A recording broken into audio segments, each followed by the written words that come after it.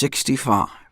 When, yes, one person fell down some stairs and died, but in that week, nearly 4,000 people died of the plague.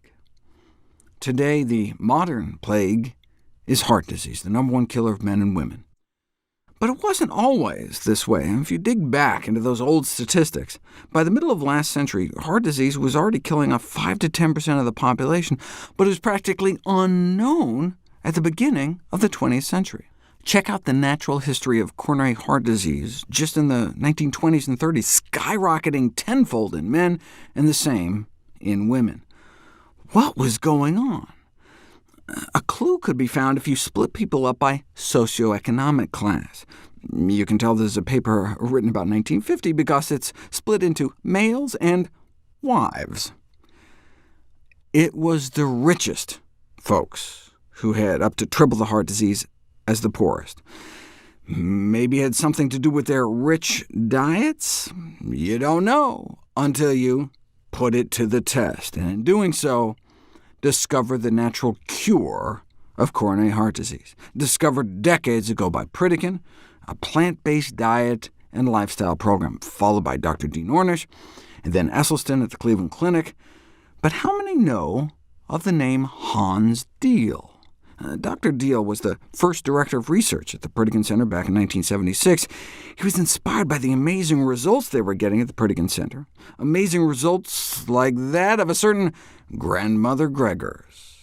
But he recognized the limitations of live-in residential programs, including their cost and the kind of artificial living environment that made sustaining the behaviors more difficult when patients returned back home.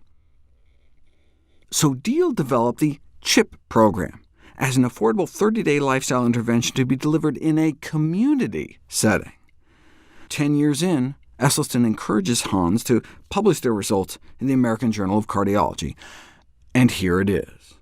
Coronary risk reduction through a community-based lifestyle intervention, famously starting out with a quote from the pioneer of coronary bypass surgery describing it as only a palliative treatment. The only way we're going to stop this epidemic is through prevention. We know vigorous cholesterol lowering can slow, arrest, or even reverse atherosclerosis, but it only works if you do it.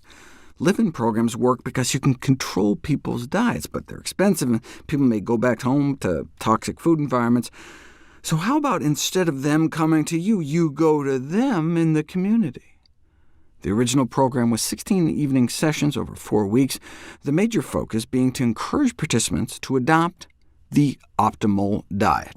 They also encourage people to walk a half hour a day, but most importantly, center your diet around whole plant foods.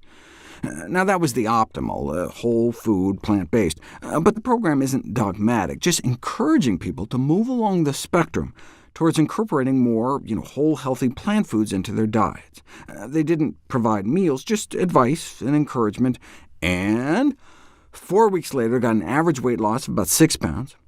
Blood pressures went down about 6 points, and their LDL bad cholesterol down between 16 and 32 points, and fasting blood sugars dropped as well. Often, participants were able to decrease or discontinue anti-diabetic, cholesterol-lowering, and blood pressure-lowering medication, making their findings even more extraordinary, better numbers on fewer drugs.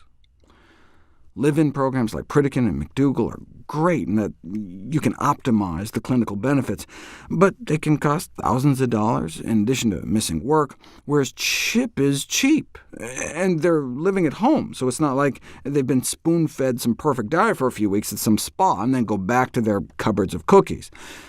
CHIP is a free living program, teaching people how to eat and stay healthy within their home environments. Well, at least that's the theory.